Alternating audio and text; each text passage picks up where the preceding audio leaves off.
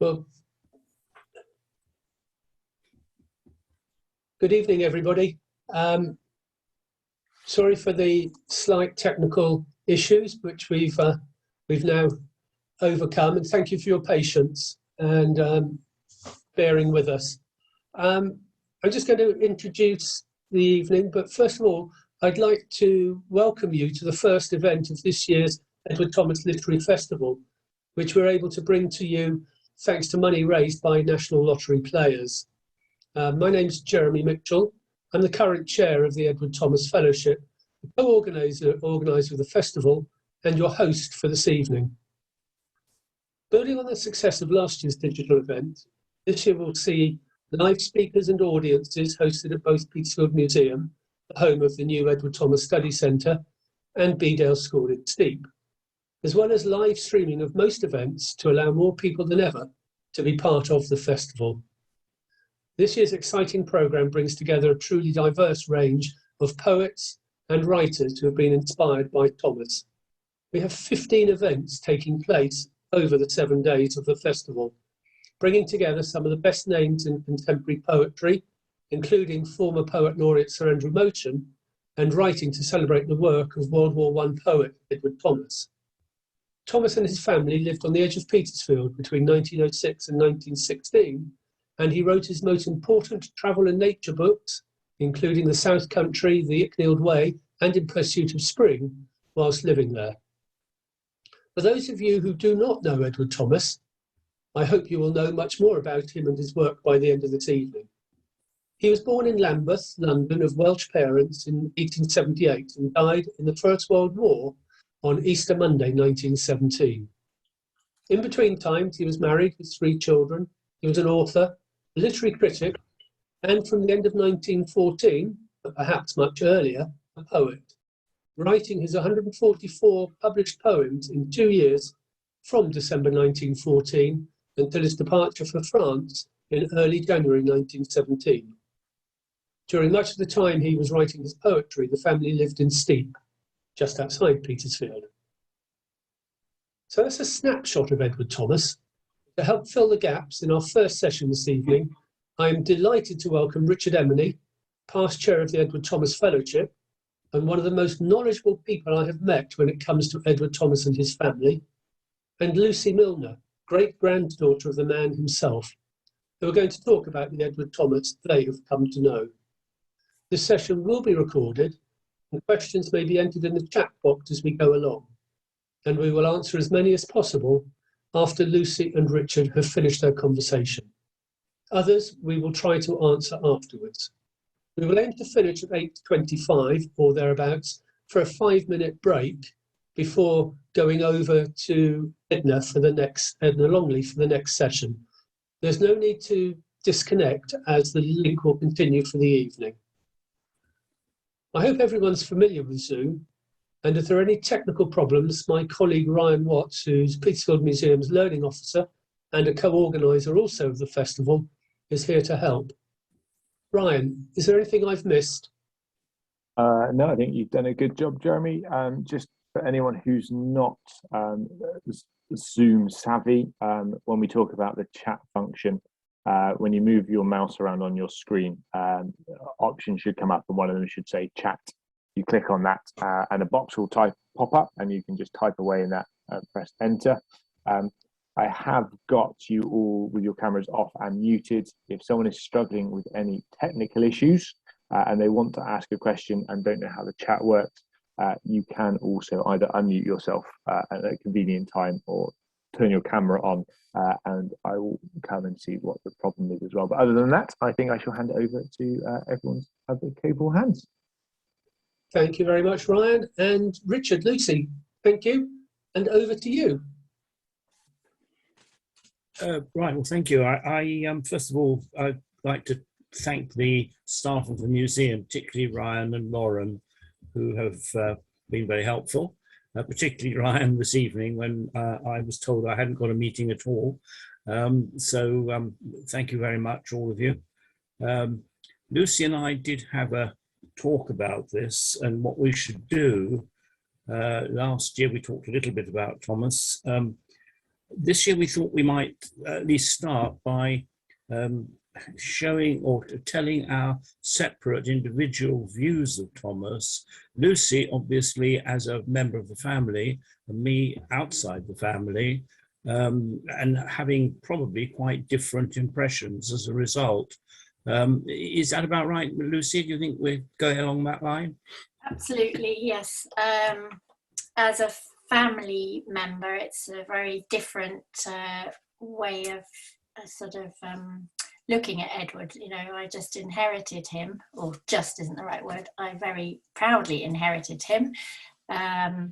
So I learned about him from a very young age, whereas most of the rest of you are extremely learned, academic, knowledgeable folk who have learnt about him, you know, in your own ways.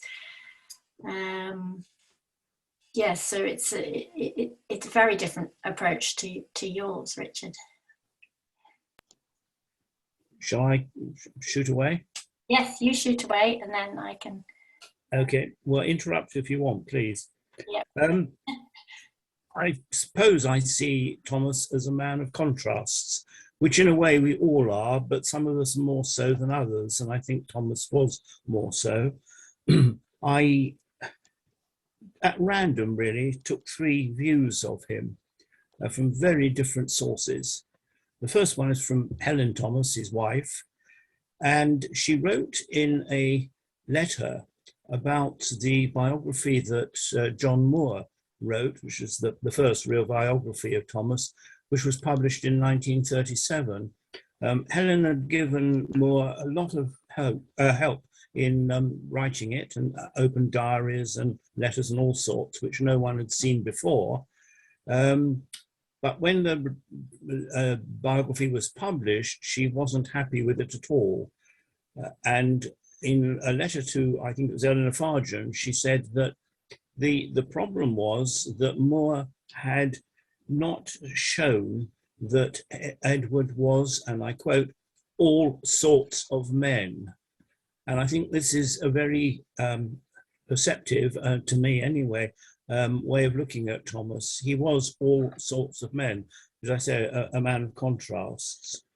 So do you think she thought that he was only writing about his work rather than his character and his personality? I think the excuse me, the first and biggest criticism she had of the book was that he dwelt too much on the melancholy, the depressive side of Thomas, and didn't really explain that he was jolly good fun as well. And there was a quite different aspect to him. And she felt that he weighted it too far on the side of the melancholy, and it just didn't ring true to her. I think that's the point, really. Yeah, I must admit, I often hear that myself from people. Oh, you mean that miserable old poet?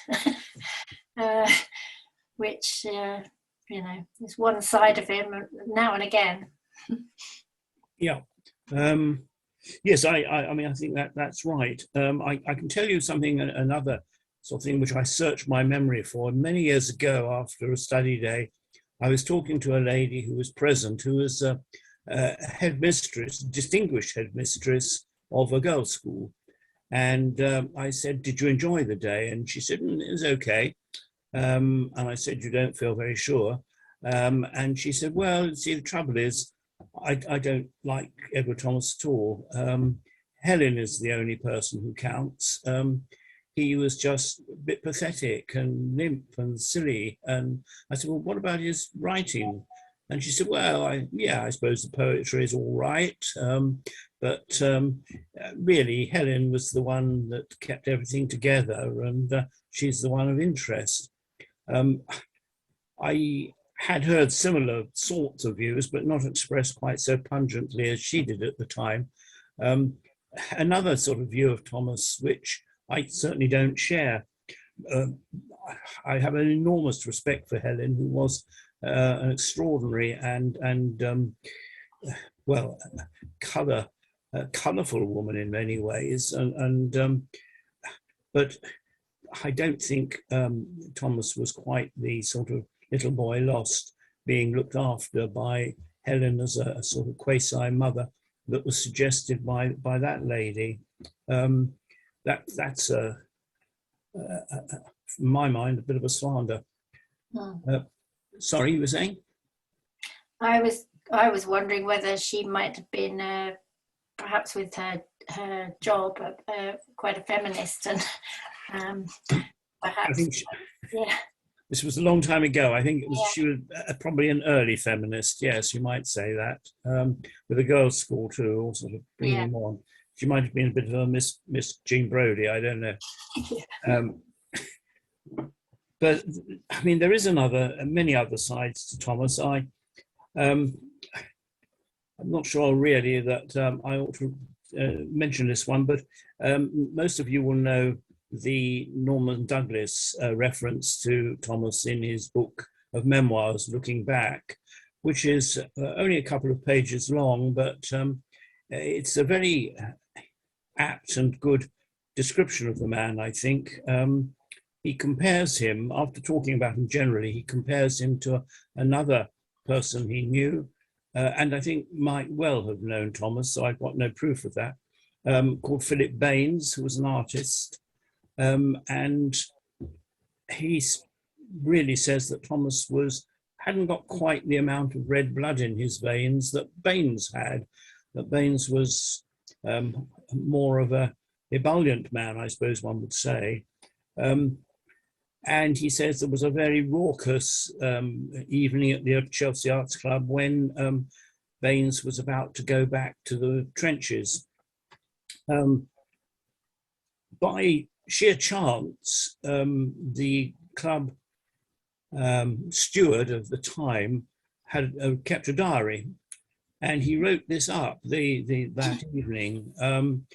I apologise to Guy; he's seen this before, but many of you will not have done. I think I'm going to read it not because Thomas was there; he wasn't, but simply because it shows that he was involved and interested in and friendly with a fairly strong bohemian element in the artistic world in London at the time.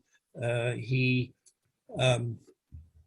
met some of them at lunches in the restaurants that he patronized frequently, and others he came across in bohemian areas of such as the house in Hammersmith where he was married, where the Dials and Charles Damon used to visit. This is quite different, but I think gives an impression of the London of the times, which was probably not one that people know much of. Where are we? This is what he said. This is what the steward said, I should say. On Monday night, the club gave a dinner for Bob Baines, an artist, and a riotous affair it was. Bill drank innumerable pints of beer and sloe gin. After dinner, the company went into the billiard room where singing and general carousal took place. One member happened to say that any person serving in France must be lousy. Bill Baines instantly let down his trousers, pulled up his shirt, and said, "Look at this and see if I am lousy," which they did do. Afterwards, they patrolled the billiard room, headed by Bill, singing "Ribs of beef and bloody great lumps of duff." This went on until 2 o'clock in the morning, and then they dispersed as best they could. On the following day, Bill returned to France. Mr. Bell went to Victoria with him, and Mr. Lambert followed then and arrived just before the train started and jumped over the barrier to wish Godspeed to poor Sergeant Baines. And that was the last we saw of him, as he was blown to bits by a shell. 3 weeks afterwards only, but he was spoken of often by his friends here. It's a fairly unusual description of something which Thomas didn't take part in, but just might have done. He knew these people. A very different aspect of his character, perhaps, and one which you see in his friends. So again, another contrast. Absolutely. So, and did he visit the Poetry Bookshop a lot and meet friends there as well? He did attend that, yes. In fact, that was where he first saw Robert Frost. Yeah. So again, another sort of a more understandable place for him to be. Yeah, absolutely. His friends were, I suppose, of certain sorts. There was the ones that were racy, such as Norman Douglas, such as E.S.P. Haynes. The ones that were serious, such as Jessie Berridge, for instance, and of course those that were connected with literature, Garnet clearly, but Mortimer Mayer and many others. He tended, I think, to keep people in compartments and didn't mix one with the other very much. That's interesting. Sorry? And that's interesting. And of course, the people who totally out of anybody else's realm, like Dad Uzel, who he really had an affinity for, didn't he, with his countryside knowledge? Yes, indeed. I think that's quite unusual for that time. Richard Jefferies, I suppose, was the nearest a bit earlier, but he would talk to and befriend anyone, really. The other person that is not like Dad, but is unlikely in some respects as a friend of Thomas, is the man whose name just escapes me. Stephen Reynolds. Stephen Reynolds, the man who was born in Devizes, but became, for a short time, a phenomenon in the literary world when he wrote a book called A Poor Man's House, but gave up literature and became the fisheries officer for the southwest of England, working out of Sidmouth. And he was constantly, from about 1909 onwards, working in an attempt to try to improve the lot of the inshore fishermen who had a pretty tough time and were very poor at that time. And Reynolds was, in fact, I think he worked himself to death in that he exhausted himself to such a degree that I think he got Spanish flu in the end and died not long after Thomas himself. Again, perhaps a slightly unlikely friendship, but one that certainly flowered for a relatively brief period.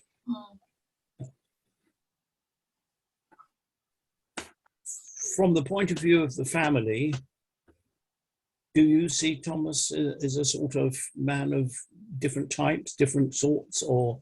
Yeah, I mean, it's a funny thing because I both listen to people like you and people who write about him.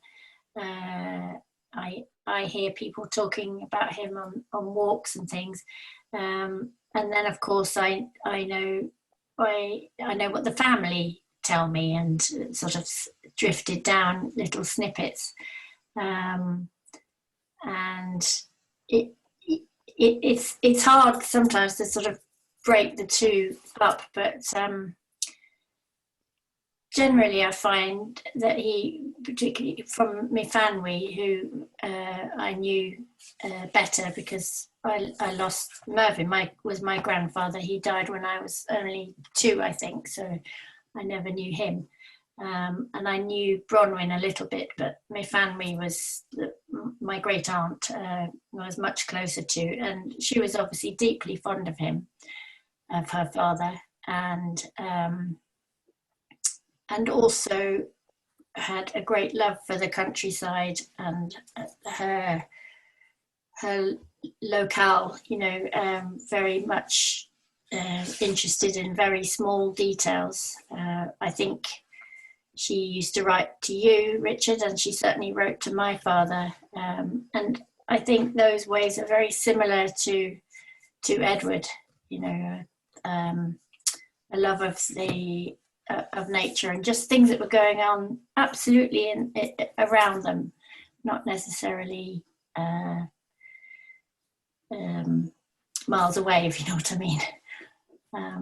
So yes, I and of course I've read Helen's books and inherited her opinions as well through the family. So generally, I think a difficult person as a husband, and possibly occasionally as a father.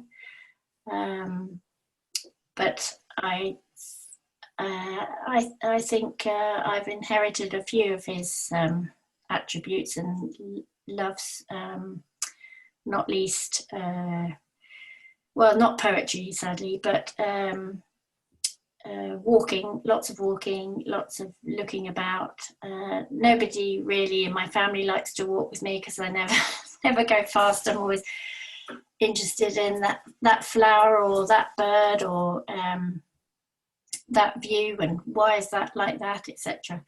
Which I'm pretty sure he was like too, although I think he probably walked quite fast. Yeah, so and a little away from the family, I was just going to mention what I find very rewarding is being part of the fellowship, and when I go on the annual birthday walks in March, or this year in July for obvious reasons, I'm always learning more about him because people have, you know, different things to tell me because they've read so much more. But also people write to me from Instagram or when they're ordering note cards. And I've had a few conversations with people who have told me that they get a lot of comfort from his poetry, particularly those who are very ill or some with mental health problems, and with the mental health problems. And quite a few who wrote to me recently saying how much comfort they got during lockdown from his poetry, which is rather nice. I guess perhaps they go outside and look to his poetry to, you know, keep them going, really. Yeah. Yes, I'm sure the love of nature is the most common reason why people come to his writing. I think that's right. In a way, this meeting here tonight, for instance, and the fellowship generally is a minority thing in that we are a relatively small bunch. When you think that his poetry has been in print since it was first published, it must be a lot of people who quietly liked it for, I think, mainly reasons to do with nature, although they obviously some saw much deeper messages within it.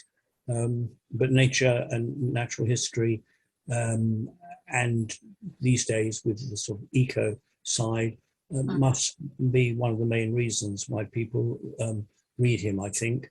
Though having said, sorry. I was just going to say, the nature writing as a genre has absolutely exploded, hasn't it, in recent years? So many books oh, it's back to front, but the Robert Macfarlane, etc., they all mention him. He's always brought back to life, as it were. Yes, that's right. And Jonathan Bate as well as talking about him quite a bit. But Patrick Macfarlane certainly does. Yes, Mifangwi, going back to what you were saying a bit earlier, I think only had about 8 or 9 actual memories of her father, because of course she was very young when he joined up and only saw him when he was on leave. And then he was killed, and that was that. And she was only 7 when he was killed. Well, not quite 7, in fact. But she certainly was very fond of him. She certainly had that gift of seeing a plant 50 yards away and saying, oh, look, there's a so-and-so. I haven't seen one of those for years, which I think is something more or less straight out of her father. Having said that, I was walking with her in her garden, actually, and I was behind her, and Rosemary, her daughter, was with her. I was with Douglas Vellender, her son-in-law, and she made some comment about a plant, and Douglas, who was also very knowledgeable, said, she's got it wrong, but I don't like to argue. I thought was quite a telling comment, and he was a very mild man. Yes, I think it's fair to say that Edward and Mifangwi could be quite strong and determined when they wanted to be, and probably people didn't argue with them. I think one of the more interesting recollection of his different side is that of Harry Houghton, who of course he knew from a very early age, and it was indeed Harry Houghton who gave the news of the marriage of Helen and Edward to their respective parents. He obviously loved going walking with Thomas or just visiting, and he does celebrate the really jolly times that they had. And indeed, there is a photograph of a group of about 6 of them at the place called the Hook and Hatchet, an inn in Kent. Nice photo. And he remembers times like that. But also, he said that the moment he read the poems for the first time, he knew straight away that this was the real Thomas in I think he said all his agony or something like that. So there was someone who also saw both sides, unlike James Guthrie, who wrote that he'd heard of Thomas's melancholia, but he never witnessed it himself. Whenever he was visited, or the Guthrie family were visited by Thomas, which they were quite a lot, it was always fun. And if all the children especially looked forward to him arriving, because he was such great fun, whether he was swimming or going fishing with them or just being around and entertaining them. That's interesting, isn't it? Like you say, perhaps the compartmentalizing his friendship groups. Perhaps he was able to reveal more to others, and certainly hide it less from Helen. Yes, yes. I don't think he told Helen everything that he got up to. No. And it is curious, isn't it, that Jessie Berridge, who of course was a clerk in London, who then became a Church of England vicar in Essex, did in a very gentle way try to entice him into Christianity, and was told, I'm paraphrasing, he didn't put it quite this bluntly, but was told by Thomas, please don't start trying to convert me, I'm not convertible, sort of thing.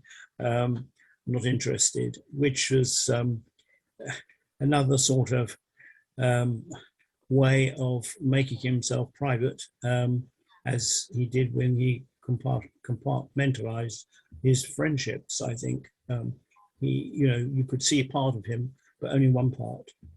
Mm.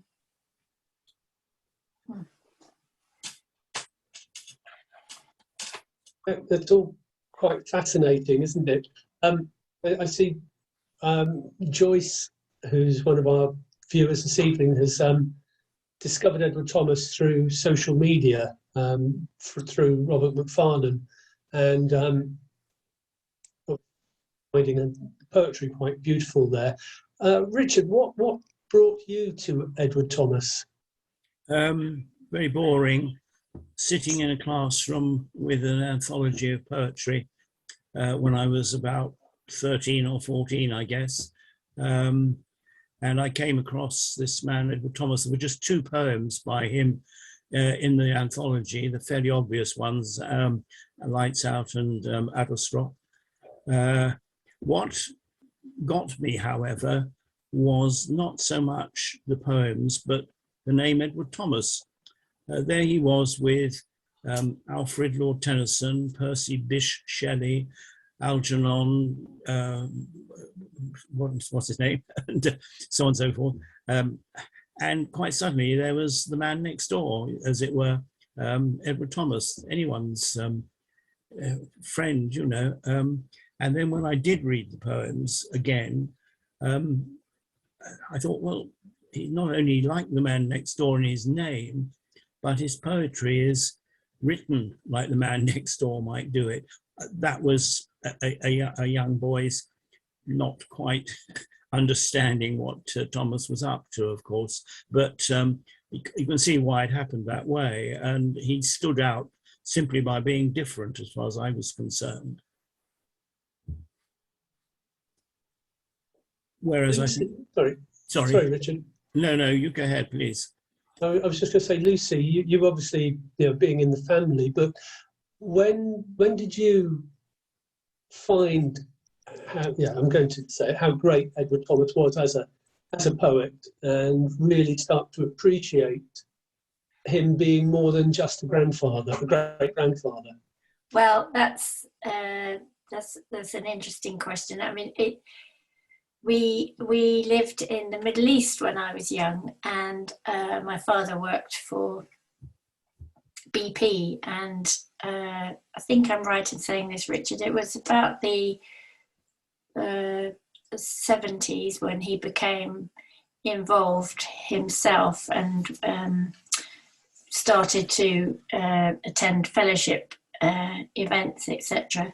Yeah. But the biggest memory I have is when he found Edward's diary in his father's chest, writing chest, I think it was, stuck right at the back, and he pulled it out, having absolutely no idea what it was or that such a thing existed. And then, of course, he spent many hours, he said transliterating, is that the right word? I'm not sure, because the writing was so small and the paper was badly ridged. And we had that diary at home actually for many years, and it often went off to museums, to special exhibitions, etc., accompanied by a man in a van, and it would be sitting there in a box on the front seat, and then it would come home again, thankfully.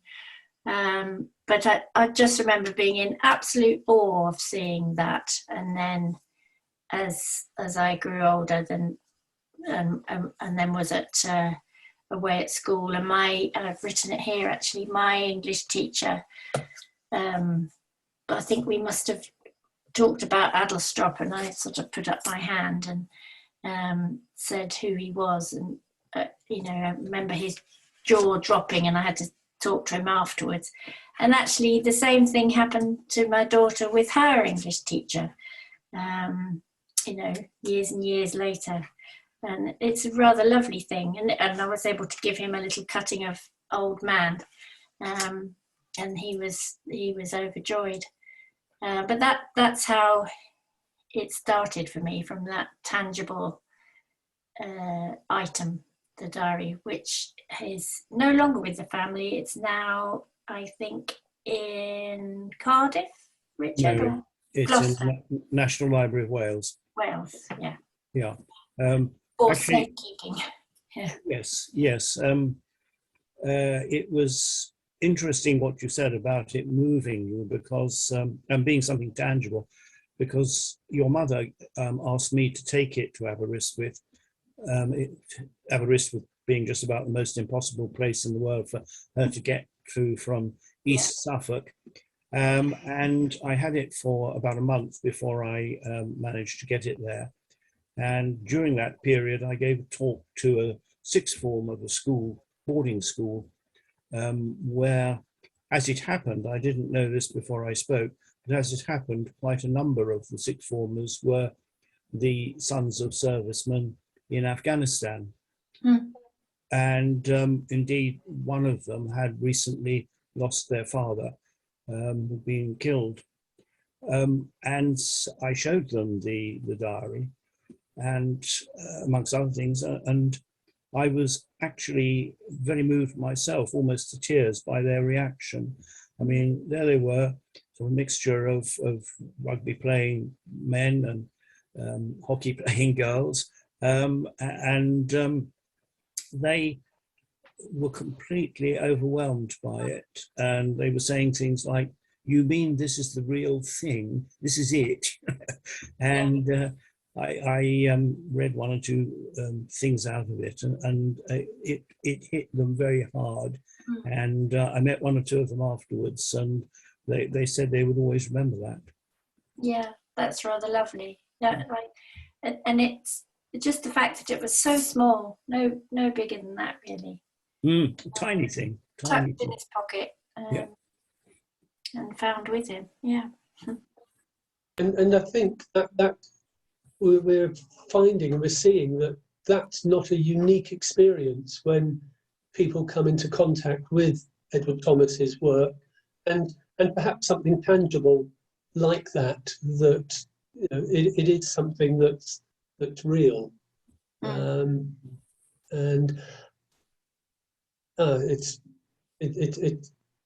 I could feel the sort of hairs rising on the back of my neck then, Lucy, when you were telling the story of finding the diary and working through it, and your father doing that. Shall we see if there are any questions or comments that want to come out from the audience?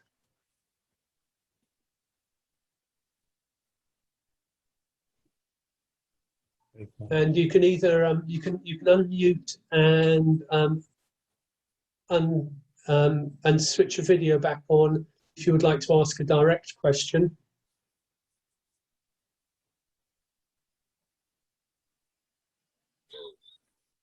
I should say that we're quite fortunate in the study centre in Petersfield Museum to have some manuscript letters.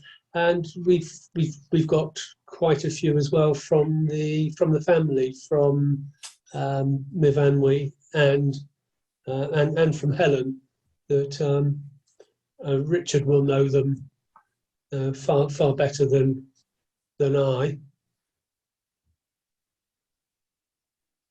There's something on the chat, I think. Yes, yeah. So Joyce has just asked, did Edward have a method for writing his poems? Were they crafted over time or more spur of the moment? Well, I think it depends how you look at it. By spur of the moment, quite a lot of them were versions of his prose notebooks, or items in the prose notebooks. I mean, Adlestrop, take it as the most famous, I suppose, appears in the prose notebooks, first of all, 2 entries. So in that case, you could say it took a long time to germinate. He On also the other wrote hand, that, sorry, Richard, he wrote Adlestrop in January, which always amazes me. Yeah. And if you read the notebook, it's very close to the wording of the poem. I mean, it's not much different, which bears out the statement that Robert Frost made, that he was writing poetry, but didn't realize it almost, that it was there in his prose. And so he didn't have to make many alterations. He did, obviously, bash it, if you like, into a poetic or into poetry, but it was there already. So whether that was germinating in his mind over literally several years, or whether he just picked it up one day and so on, who knows. As far as the sort of location of writing was concerned, he did it all over the place. I mean, on trains going home to leave or back from leave to camp. He wrote it in pubs in the evening when he had a bit of time off from barracks or camp.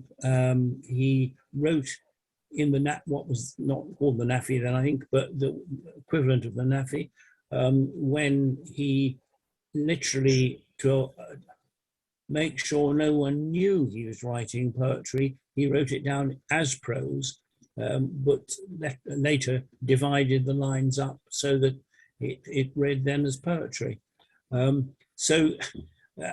As saying how he wrote it, all sorts of different ways and all sorts of different places. I wonder if I might be cheeky and actually, although Edna's not looking at the moment, just see if Edna's got any thought on that as well, if that's all right, Richard and Lucy, if you don't mind. Absolutely, yeah. So Edna, if you'd like to unmute yourself.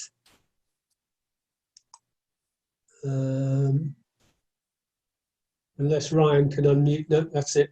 Okay. On the question of whether he wrote his poems quickly or slowly, yeah. I suppose. Richard was talking about really, I suppose, a very long gestation of a prose impression that might appear years later in a poem, and I think that's extraordinarily interesting.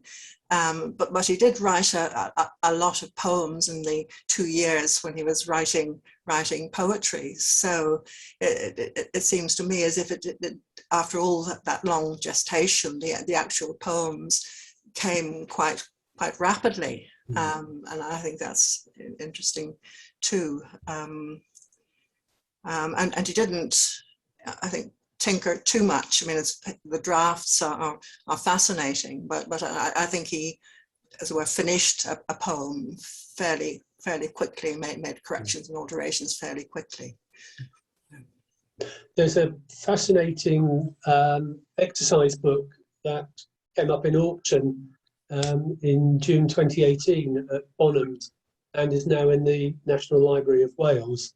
We have a digital copy of it in the study centre. It's actually a Beedale's exercise book that had belonged to Myfanwy, and Edward had commandeered it to use as his draft for the poet, for writing poetry. And there are 3 poems in there, but what is fascinating, and I'm not contradicting what you said there, Edna, but there's one poem that there are 7 different drafts of it as he worked it up to its finished form, and yet there's another one later on where, as you say, I think it just went straight in. Yes. Yes, it varies, I think. Yeah. Yeah. So Alan's commented that he lives about 200 yards from 61 Shellgate Road, Battersea, which has a blue plaque. Yeah. But relating to the 1890s? It was not a house that Thomas lived in as a child. No, he stayed in it when he stayed with his parents quite frequently subsequently. Yeah. Great. Thank you for that question, Alan.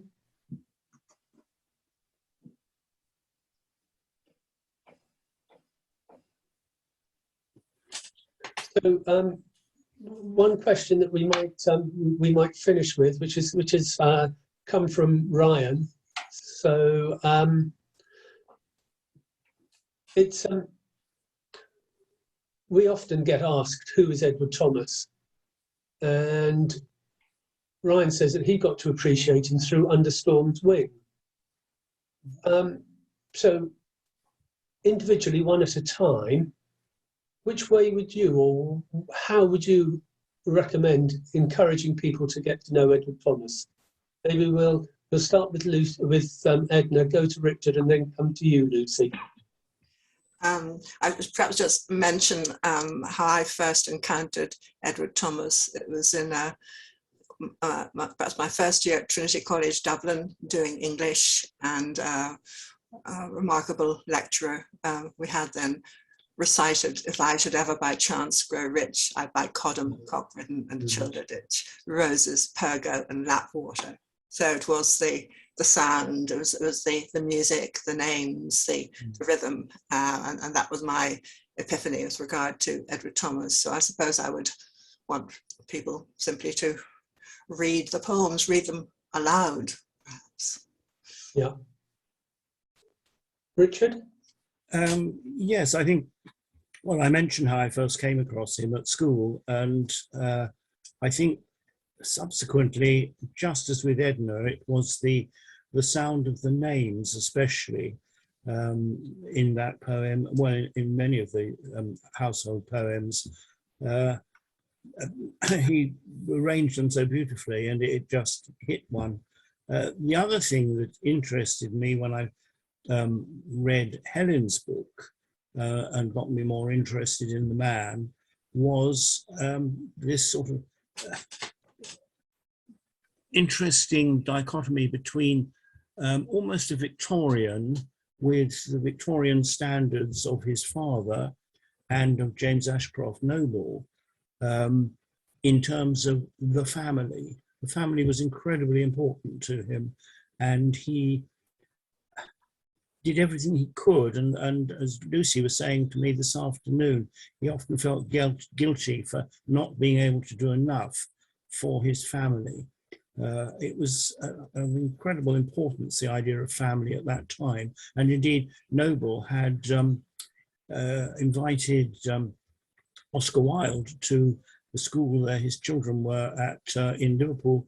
And the title that Wilde spoke about was The Family. And I thought that was very interesting, especially bearing in mind other parts of his, or other things we know of Thomas's nature and his life, in fact. Lucy? So the question was, how would I recommend you get to know Edward? Yes, yeah. Take a book of his poems to Steep, I think. Up the shoulder of Mutton Hill and along the lanes and the paths there. Looking at the views, looking at small details. That's how I love to learn more. But and I think other people do too. You often see folks sitting up there at the stone doing just that. So as my wife did, as Deirdre did with our children, we live in Petersfield, so we're not far from the shoulder of Mutton, and even before I'd come into Edward Thomas, she was taking the children up there and doing just that with them. And what is great is that there are pocketbooks of his poetry. You don't have to carry the full collected poems around with you. There are pocketbooks. I certainly recommend poetry. I'm going to embarrass Edna and say that her annotated collected poems It's my Bible. It's mine too. Yes, definitely. As you can see, it's well marked, well thumbed, and it's never far away from me. And I'm going to embarrass Richard as well, and say that his book, Edward Thomas: A Life in Pictures, is another great way of getting to know Edward Thomas's life. So, if you're starting off, or even just wanting to build up your knowledge of Thomas, both of those books I thoroughly recommend. Edna's annotated collected poems takes the pictures that Edward paints or writes.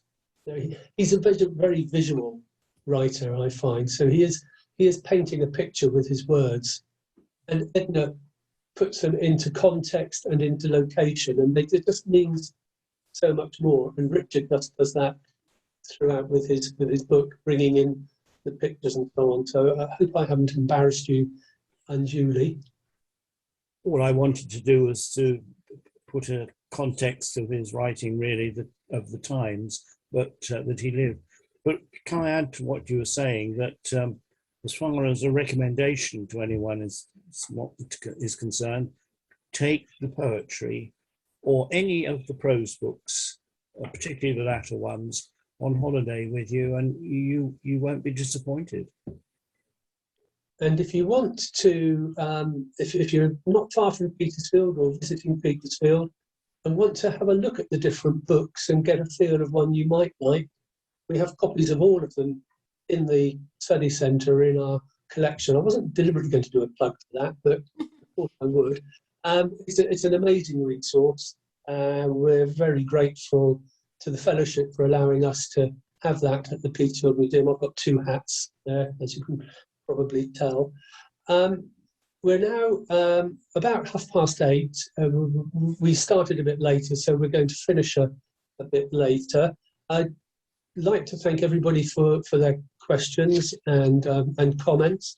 I'd like to particularly thank Richard and Lucy for a very interesting talk and discussion, and take those three aspects of Edward with you. It's you can see them all in his writing as well, and I think you can see that in his poetry as it moves through the years. So we'll have a 5-minute break if everybody's happy with that. If you want to unmute and chat and put pictures up and chat amongst yourselves for 5 minutes, or have a comfort break, or go and make some supper. And Alan, I hope you do get to sleep before too long. We'd love to see you down here. So thank you very much, Lucy and Richard. Thank you, Edna, for coming in at the end there unprompted. I'll introduce Edna properly to those who don't know her later when we start. So thank you very much, everybody, and I'll see you in 5 minutes. Thank you, Jeremy. Thank you very much. Thank you. So, welcome back, everybody. And basically we'll operate on the same basis as we did at the beginning. So if there are any questions or any chat, please just pop it in the chat box, and I'll quickly introduce you to Edna Longley, who kindly joined us just now. So Edna is, I'll probably get this totally wrong, Edna, but an Irish literary critic and cultural commentator, specialising in modern Irish and British poetry, but has also been described as one of the foremost public intellectuals that Ireland has produced. In 2019, Edna became an American Academy of Arts and Sciences International Honorary Member. And in 2021, Queen's University Belfast announced the creation of a classroom known as the Longley Room, in recognition of a lifetime of poetry excellence from Edna and her husband, the world-renowned poet Michael Longley, who you can probably see in the background. We're thrilled that Edna's joining us this evening to look at an early part of Edward's adult life, that of a literary critic, including of poetry, and in particular, his reviews of the work of female poets of the times, that is, pre-1914. So without further ado, I will hand over to Edna, and hope I got that right. Thank you, Jeremy. I'm delighted to be involved in this second Edward Thomas festival, and I want to congratulate Jeremy and everyone at Petersfield Museum on setting it up, and long may it continue.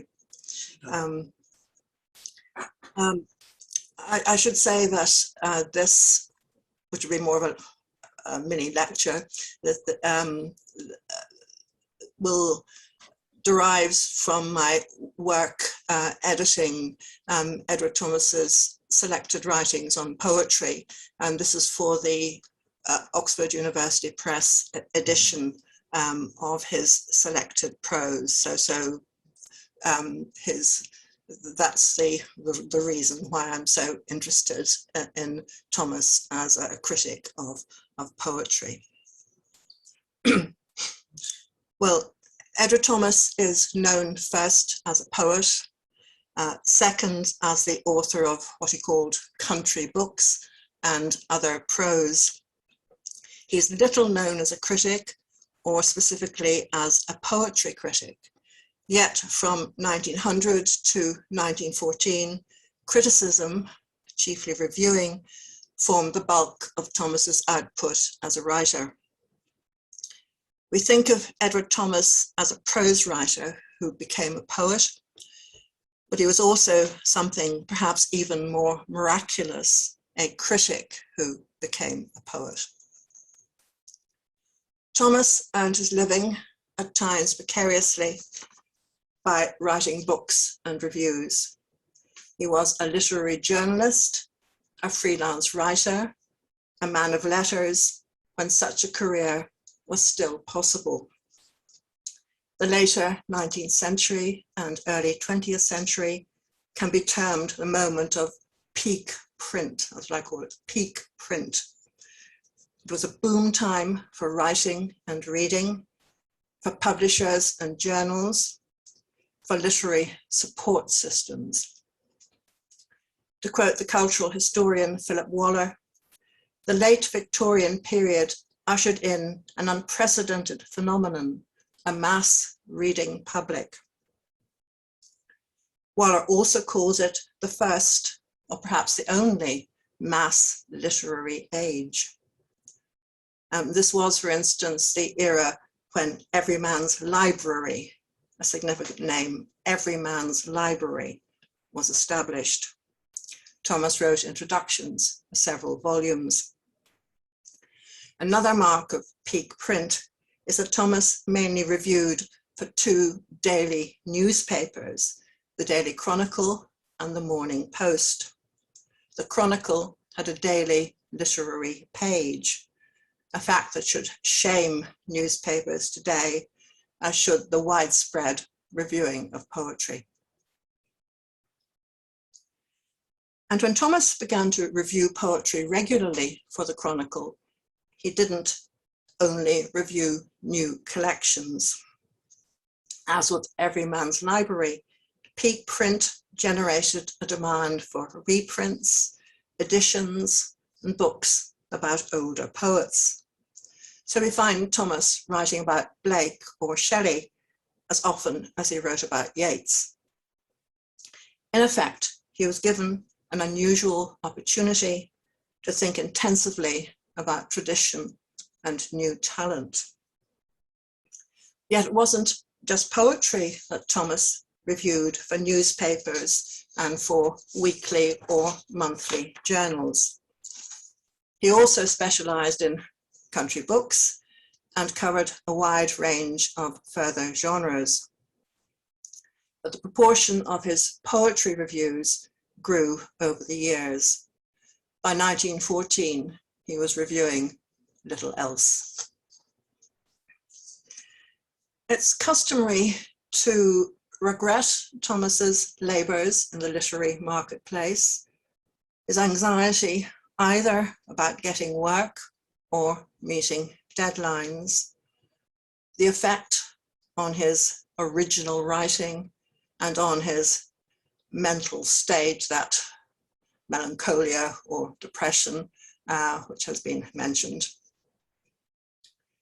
Indeed, he would represent himself as a doomed hack or a hurried and harried prose man. And in 1910, for instance, he wrote between 2 and 3 reviews a week, besides publishing books and articles. Thomas also often bemoaned the print culture on which his livelihood depended. He complained, for instance, that a huge body of literature or printed matter is growing up, written by book-ridden men for the book-ridden, not so much excluding the current life of nature and humanity as leaving it for dead. Literature written by book-ridden men for the book-ridden. And here, of course, Thomas is attacking himself or being ironical at his own expense. But there may have been positive sides to Thomas's situation as a literary journalist. And Richard was quoting different views of Thomas very interestingly. And I'm going to quote from W.H. Hudson and Arthur Ransome in Another Life Before Swallows and Amazons. Hudson wrote after Thomas's death, "As a critic of poetry, he was, I think, less influenced by other writers than in his creative work." In other words, before he became a poet, perhaps Thomas was most original, most in the literary vanguard as a poetry critic. I think that's worth thinking about. And in 1907, Arthur Ransome wrote a profile of Thomas for the Bookman journal, in which he concluded, "We have heard people lament that Mr. Thomas has had to waste so much of his time on reviewing. It is true that much of his best work has whistled down the wind in old literary pages, but it is also true that the doing of it made him write more than he would otherwise have written and read much that he would not otherwise have read." Ransome even thought that Thomas, quote, "owed his development to his perpetual business, which both kept him writing and compelled him to realize a world outside his own." I think that's a significant perspective. Now, it was always poetry that Thomas preferred to review. He told his friend Gordon Bottomley that only poetry lit up his mind. This was because, unlike prose, he said, poetry is at one with the tides and the pulse. Poetry is at one with the tides and the pulse. Poetry was indeed central to Thomas's life before he started to write about it. As a teenager, you might say, he became addicted to poetry. A poetry-loving character in his book, Beautiful Whales, 1905, and this is a self-portrait, is described thus. And this is Thomas, I think. At the age of 16 or 17, poetry gave him a second world in which he thenceforth moved with a rapture, which I do not often observe in the religious. In Beautiful Whales, Thomas also comments on his role as a poetry reviewer when he says, Nothing is to be compared with the pleasure of seeing the stars thus in the east, when most eyes are watching the west, except perhaps to read a fresh modern poet straight from the press before anyone has praised it, and to know that it is good. Well, Thomas wouldn't always be so starry-eyed about new poetry, but he believed religiously in poetry. He thought that a critic should ideally be both an interpreter and an evangelist, and he began as a poetry critic with a kind of missionary zeal, which he never wholly lost. The motif of this festival is roads and pathways, a key symbolism for Thomas in his prose and poetry.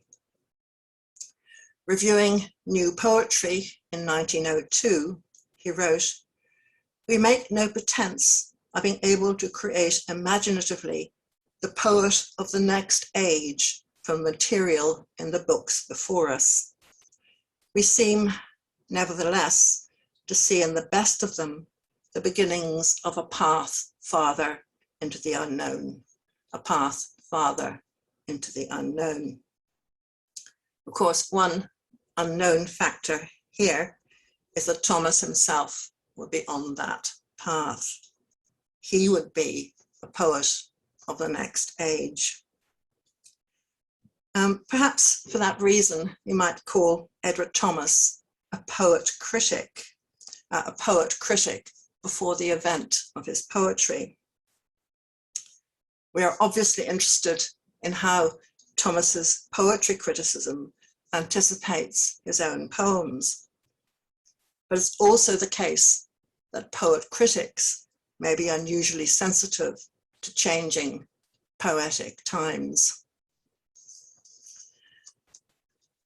Thomas's path farther into the unknown, which he trod first as a critic, is the path of paths taken by modern poetry.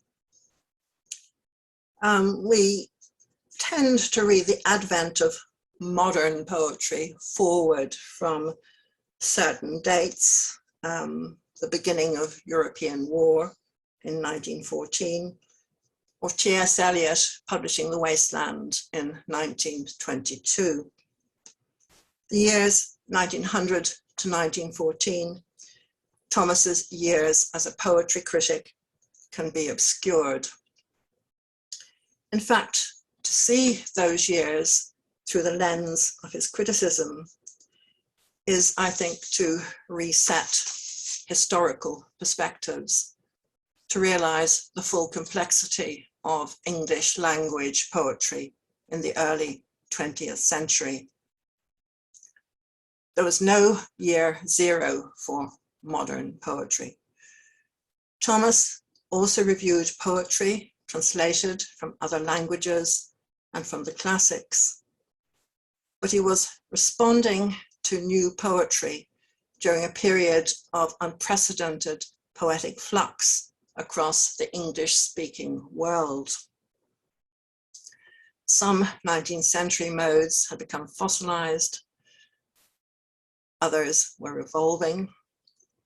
The art for art's sake ethos of the 1890s was over, but had charged the lyric poem with new symbolic intensity. The Irish literary revival was in vogue, especially Yeats, and that's for me the special interest in tracking his reviews of poets and other writers associated with the Irish revival, about which he was very enthusiastic. Again, American poetry had started to assimilate the example of Whitman, and new collections from all quarters were being published in London, the metropolis of peak print. And Edward Thomas was the poetry critic who became the most respected mediator of all this ferment. He was at the center of what was happening in poetry before he was a poet himself.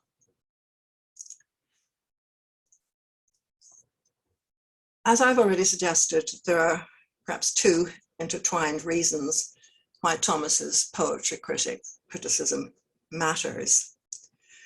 First, it helps us to realize how much reading of poetry went into his writing of poetry. Unlike Eliot or Pan, say, Thomas doesn't advertise his reading in his poems. It is profoundly, invisibly absorbed. Second, had Thomas died before he wrote his own poems, his poetry criticism would still matter. It would matter to our understanding of modern poetry, our understanding of poetry.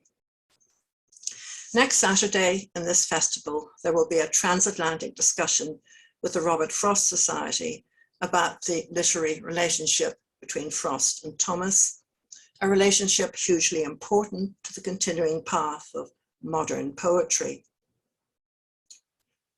It was no accident that Thomas recognized Frost's genius so quickly.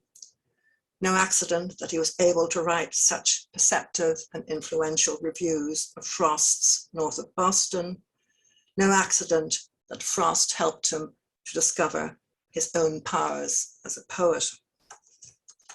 All Thomas's authority as a poetry critic, his accumulated sense of poetry, past and present, went into his saying of North of Boston, "This is one of the most revolutionary books of modern times." And further, what drew Frost to Thomas, I think, was partly that very authority. For Frost, Thomas, with his encyclopedic knowledge of poetry, almost personified English poetic tradition. When Thomas sent Frost his poem Lob, a poem at one level about poetic tradition, Frost remarked, "I never saw anything like you for English."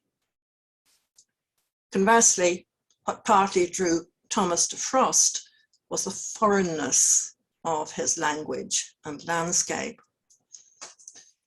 If Thomas's poetry variously concerns Englishness or Welshness, those bearings are influenced by his grasp of how American and Irish poetry were then negotiating national or local horizons.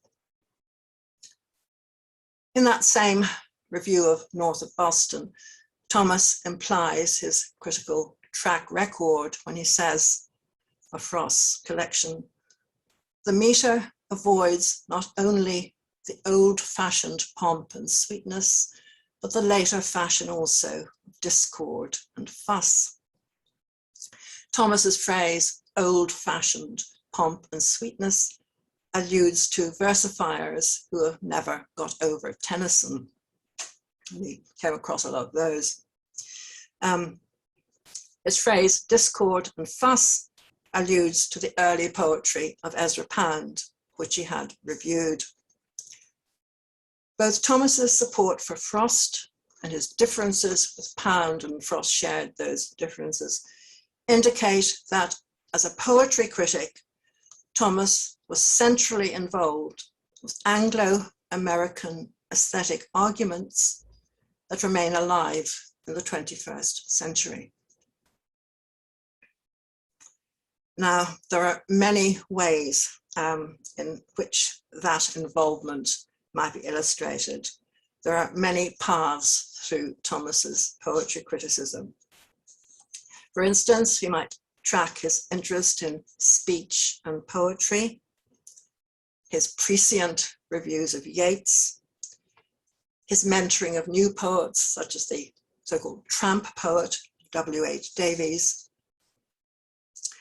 We might consider his pioneering regard for Thomas Hardy as a poet, his instant recognition of D.H. Lawrence's poetry as of Frost's. And one large question is the relation between Thomas's important critical article, War Poetry, and his becoming a poet in the shadow of war. But I decided to say something about Thomas's writings on women poets. Before doing so, I must stress that I find Thomas a remarkably fair and consistent critic. No critic, especially so prolific a reviewer, can be wholly consistent in principle and tone. But in my view, Thomas applies the same criteria across established poets, unestablished poets, poets he knew personally, poets puffed on grounds of their class or origin or distinction in other quarters, and also across gender. It should be said that vast amounts of terrible poetry, absolutely terrible poetry, or rather verse, were published during peak print. It seems that everybody was writing poetry, and many writers wrote both poetry and prose at that time, much more so than is the case today. Thomas can be very tough on terrible poetry, and equally so on bad work by well-known figures. He attacks Kipling. For instance, he shows how the Scottish poet John Davidson is ruining his poetry by letting ideology take it over. He subtly rebukes Yeats's obsession with revising his poems, and he does that in ways that other critics didn't catch up with until much, much later. On another front, he wrote a ferocious article about the best-selling Ella Wheeler Wilcox, the Holly McNish of that day. Indeed, when Thomas started out as a poetry critic, one poet called him a savage, opinionated youngster. A savage, opinionated youngster. Thomas became rather less savage, but his positive and negative criticism remained interdependent. Thomas can be tough on women poets too, not only Wilcox. He doesn't place them in any separate or protected category, which seems to me a good thing. Indeed, women poets were then being published in greater abundance than was the case later in the 20th century. At the same time, Thomas does identify some distinctive qualities in poems by women, and he's deeply attracted to those qualities.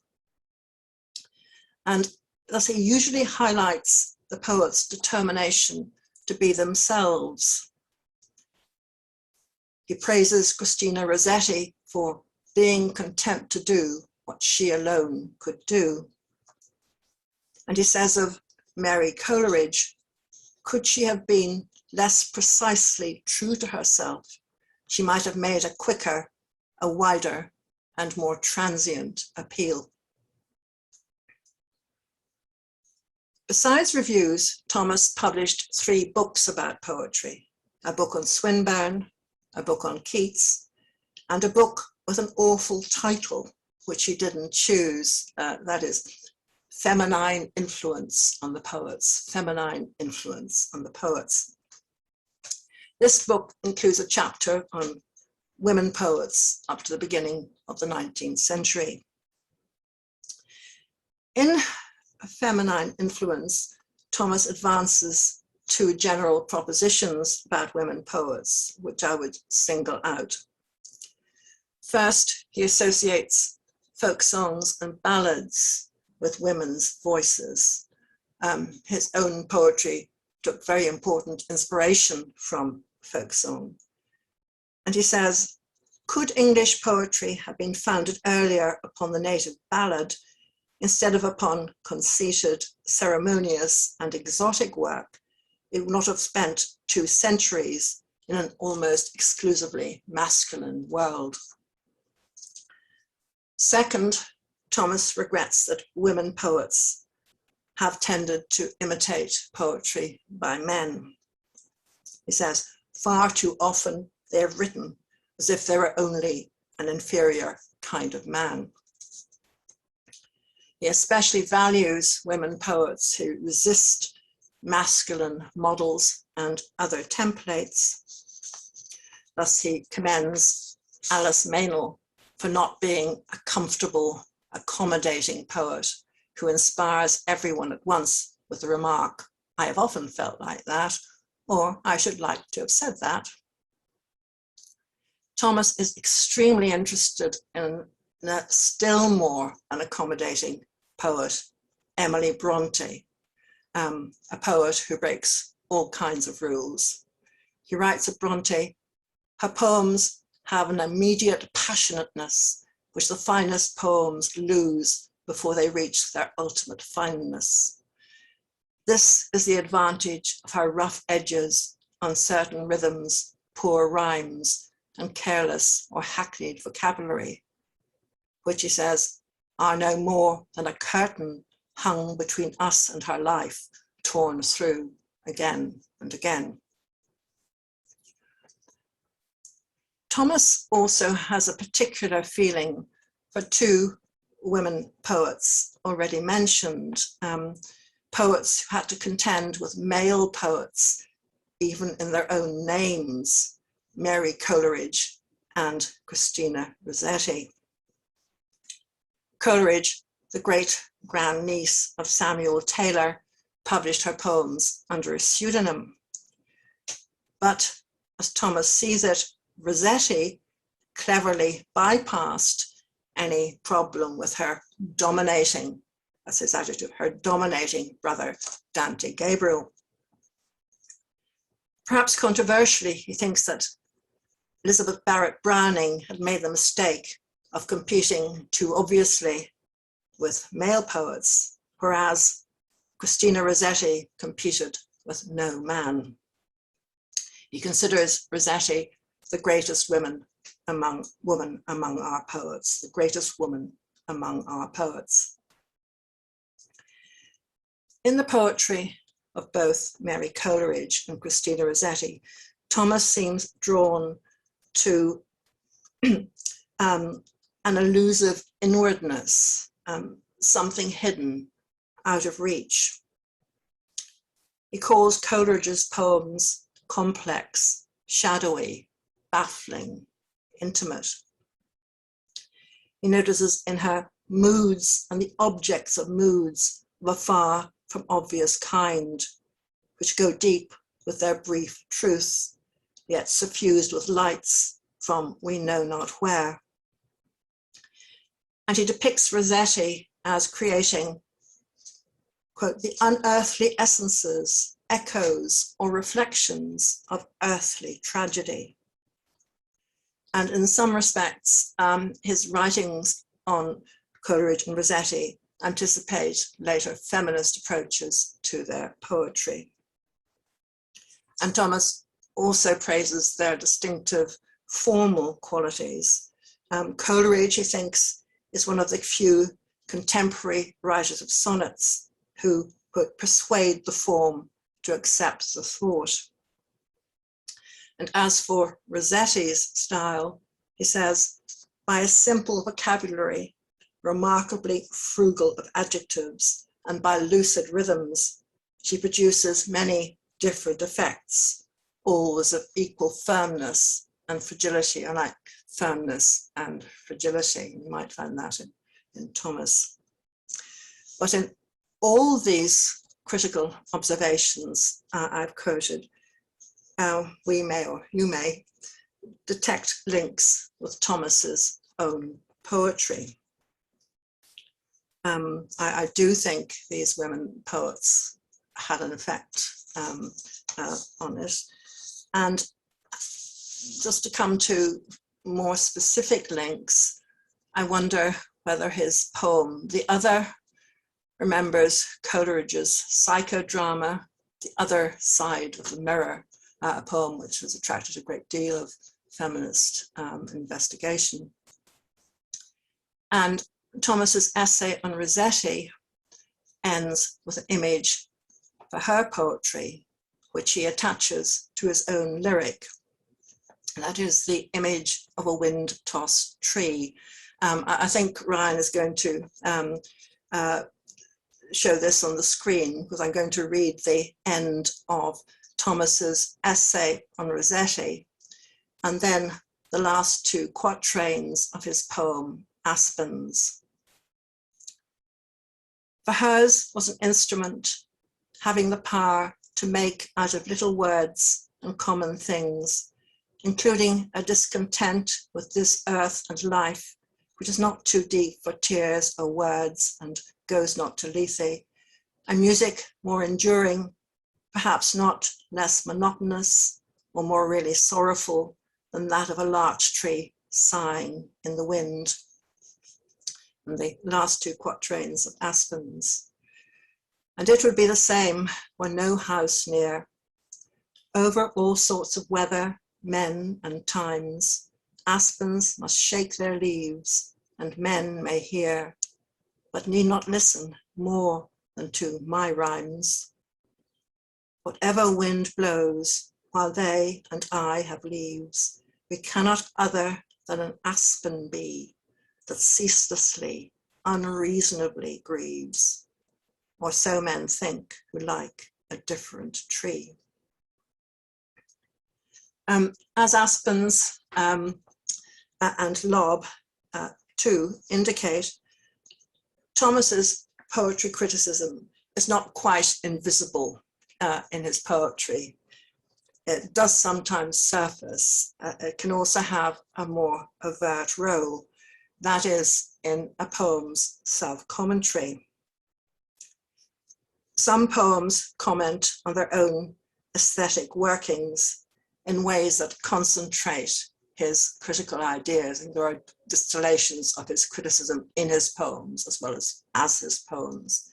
But I'm going to end this talk by quoting my favorite passage from Thomas's criticism, a passage which amounts to a broader Ars Poetica.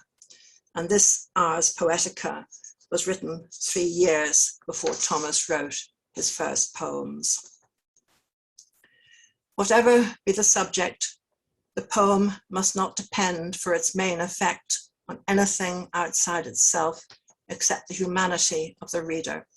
It may please for the moment by the aid of some irrelevant and transitory interest, political interest, for example, but sooner or later it will be left naked and solitary and will so be judged. If it does not create about itself a world of its own, it is condemned to endure the death which is its element. These worlds of living poems may be of many different kinds.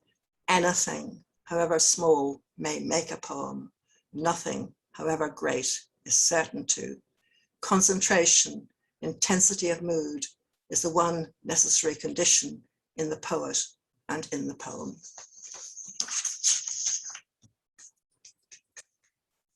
Brilliant, Edna.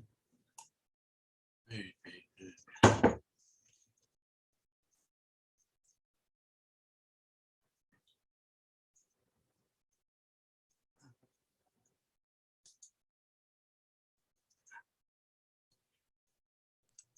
That was amazing, Edna.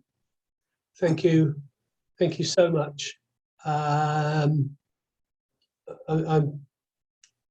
sure everybody is well, just in wonder of all of that. It brings so many questions to the mind. I might just start things off, I suppose, with a bit of a comment, really, because you've answered my question as I thought you might, because I've always wondered how much of Thomas's poetry was influenced by his time as a reviewer of poetry, which possibly accounts for the range of styles that I see in his work. Do you think that we know his poetry was brought to a premature close by the war, etc. But do you think he might have been trying out different styles to find a preferred style of his own? That's interesting. I think there is a greater variety, a much greater variety, including a formal variety in Thomas's poems than is always recognized. And his is the art that conceals art. There's an extraordinary amount of art in his poetry.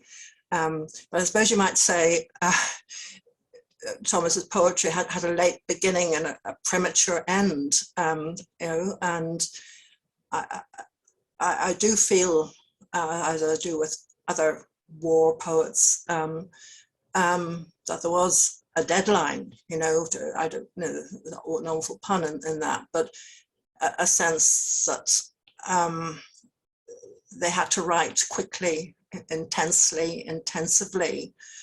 So I think he was cramming an awful lot in. You know, I think he wrote a lifetime's work in some ways in those 140 odd poems, which is not to say that he wouldn't have gone on to many further horizons. But I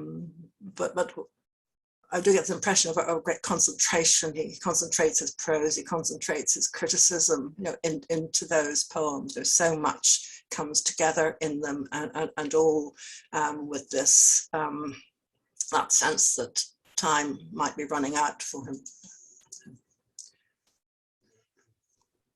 Thank you. Michael Tite has commented and said, thank you, what a wonderful overview of late 19th and early 20th century English poetry, plus an excellent presentation. One of the best academic lectures on literature I've heard for a long time. Certainly made a lot of thinking. There was something else that I sort of wondered, where you said about the female women poets and how they would suddenly, it appears to me there was a reduction in the publication of their work after, say, 1920. Why do you think that was? Was it because there weren't people like Thomas reviewing their work and promoting it, perhaps? I don't really know. It's I think people have various views on that, and the same thing happened in Ireland as well. And quite often there can be some unfair, lazy historical blaming of the 19th century. In fact, it seems to be the mid 20th century is absolutely the worst time for women poets.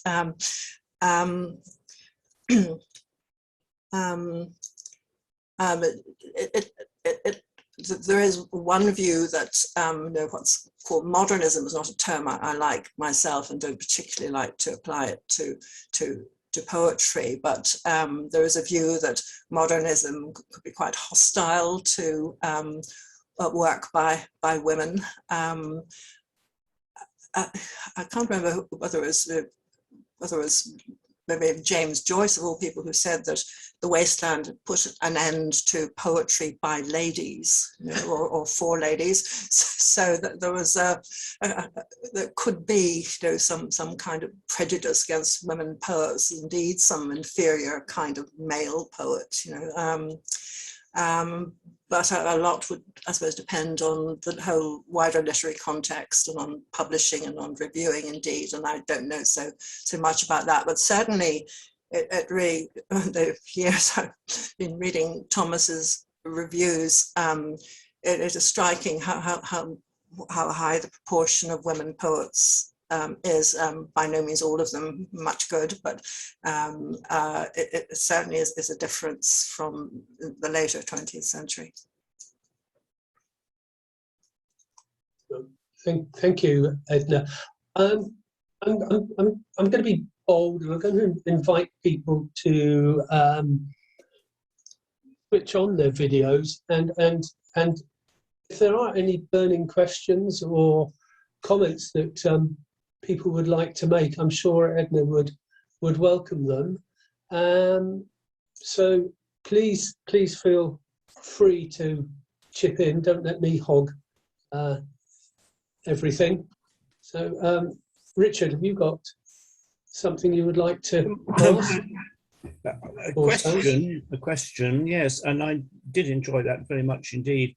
But I wonder whether the fact that Thomas kept those, 7 volumes of reviews with all the reviews pasted in, which are now in Cardiff, whether he kept those because actually he valued what he wrote rather more than he publicly accepted, or do you think it was simply for ease of reference for future use, or maybe a bit of both? I think it was both. I think you're quite right. He did use them. He did incorporate material from his poetry reviews as well as his country book reviews in his book, full-length books. But he must have valued them, and he was rather flattered when Walter de la Mare wrote to him asking whether he'd ever considered, publishing his reviews in a book. And this is actually before de la Mare and Thomas had met.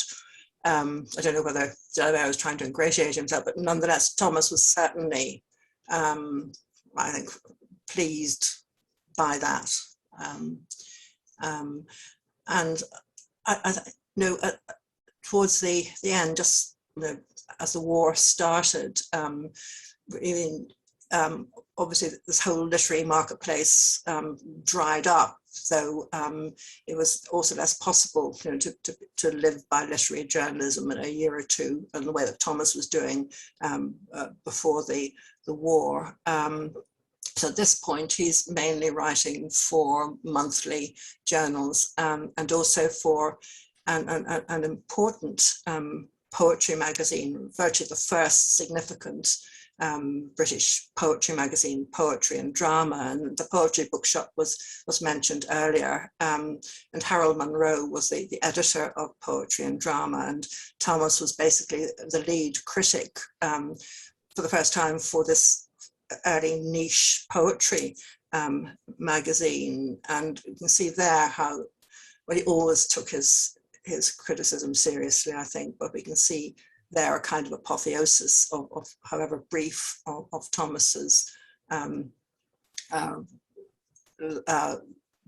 work as a poetry critic. And it's in Poetry and Drama that the article War Poetry appears, for example, and an important essay on Hardy. I do think he took himself very seriously, particularly as a critic of poetry. And of course, the whole relationship with Frost and how that developed and how their ideas about poetry coincided and cross-fertilized. That's an important apotheosis. Thank you. Yes, it's interesting that I'm going to plug the study centre. We've got copies of Poetry and Drama and all of those reviews and so on from that period in there if people want to come and read them. And just before I see we've got a couple of questions coming in, which is great. One thing that another volunteer said when they were looking at reviews, he said that he certainly wasn't afraid to go for the jugular. That's good. Yeah, savage, opinionated. That's good. Youth, yes. So Sue has asked, Edna, Sue's another one who doesn't like the term modernism, but wondering which of Thomas's poems you would regard as most modernist. One of the many reasons Sue loves his work is because he is so ahead of his time. Well, I think modernism, I really wouldn't use that. He's modern. I prefer to talk about modern poetry, and there's a tendency to divide retrospectively the poetry of that period into the modernist or the Georgian camp. And of course, Thomas reviewed the Georgian anthologies as he reviewed the first one. And perhaps because of his own track record as a critic, he was you know, a little bit cool, since he'd been advocating, you know, new poetry for a decade or more previously. And he also said not a few of these poets had attained their qualities under Victoria and Edward. So he didn't think much himself of that label. And similarly, to apply the term modernist, which wasn't used at the time to say the work of Pound or the Imagist anthology, which was there certainly was some kind of dialectic between the Imagist anthology and the Georgian anthology. But that's all part of the really the poetic dialectics of the period. And you can't say that there's a very strong dividing line. And one thing at this time, the dominant poet, the most was Yeats. That's another thing that emerges from Thomas's reviews. Thomas said, above all, there is Mr. Yeats, and he was very influenced by Yeats himself. So we have to get, you know, the rather intricate picture of that period. And Swinburne didn't die until 1909. You know, George Meredith was around a little about then as well. So I prefer not to attach labels or categories. And I think Thomas, as a critic, was actually very reluctant to attach labels and categories himself. So I suppose maybe reinterpreting Sue's question, which would you consider his most modern poem? I'm not sure that there's a comparative degrees of the modern. You know? I think you know, his entire work is modern, and it all interconnects. You know, he's quite like Yeats in that regard too. The poems are so intricately sort of bounce off each other. You know, it's everybody will have their favorite few poems. I know. I know I do. Joyce has asked, was it unusual? I think we talked about this a wee while back. Was it unusual for a male reviewer of the time, like Thomas, champion female poets like Rossetti and Emily Bronte? I think I'd have to do more work on that. I think that should be comparing Thomas with other reviewers. There are none that I've come across were as remarkable as he was. But I think there was a regard for women poets at the time. Alice Meynell was very prominent, for example. You know, she was thought she should get the Nobel. I think it was the Nobel Prize people thought she should get. You know, so it's the profile of women poets was reasonably high, but I haven't come across either a critic somebody who writes about Rossetti, for example, in the way that he does. He seems to get to places in their work or to listen to their work in ways that I don't think other reviewers were doing. Great. Thank you. When's your book on Thomas's prose likely to be published? It's not a book on him. I have written a bit about him I've written about him as a critic in my book Under the Same Moon, Edward Thomas and the English Lyric. I've quoted reviews in that, so that's where. But this is a rather large selection from his reviews and other writings on poetry for the OUP. Oh, yes. And that would be like a big and expensive, you know. I hope there might be a smaller and less expensive spin-off after that. But this is sort of kind of heavy-duty edited volume. But as I say, I have used the reviews out in that myself as well. Is that one of the section of 6 books that are coming out in a series? Yes. Yes, I'm saving up for those for the study centre. Well, the study centre I think OUP should present them to the study centre. You should. Yes, I might go on a pilgrimage. It should absolutely be in the study centre, no question. Yes. Guy's asked the question that presumably he just took the books he was given to review and didn't choose his poets in most cases. Is there any evidence of him? I think that's. He sometimes asks. His letter sometimes refers to asking, for instance, I think for a book by his friend Gordon Bottomley for review, and then it was given elsewhere. So I think he sometimes did. Yeah. And is it huge batches? I said, "Oh, I've received like 20 books of verse." And he would. When the really awful stuff, he would rip pages from and put them in the fire and use them to light his pipe, which is a savage act of criticism. Yeah. Yes. There's lovely stories of this tall man in country clothes walking down a London street with a pile of books. Yes. Yeah.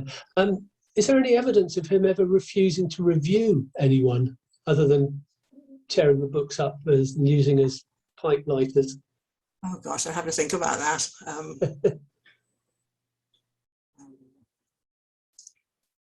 No, I'm not. I think he needed the money, Yes. Yeah. There may be cases. Mm. Well, I think we've been very cheeky and taken your lecture plus, which is absolutely brilliant. I've learned a lot. I'm certainly going to look at Rossetti and Coleridge and Bronte's poetry in different light, and try and see what how it connected with Thomas, and I'm sure that everybody would like to say thank you very much, Edna, for a fascinating lecture. I think it was said earlier, one of the most excellent presentations that we've had on this subject for a long time, if not ever. And I'd also probably like to thank Richard and Lucy for their talk earlier. I don't think I did thank them at the time. I'm quite interested in his essays next time. They don't seem to get touched, so I think it's time for a look at those in another time. Thank you, everybody, for joining us this evening, and look forward to seeing you all again later tomorrow. Tomorrow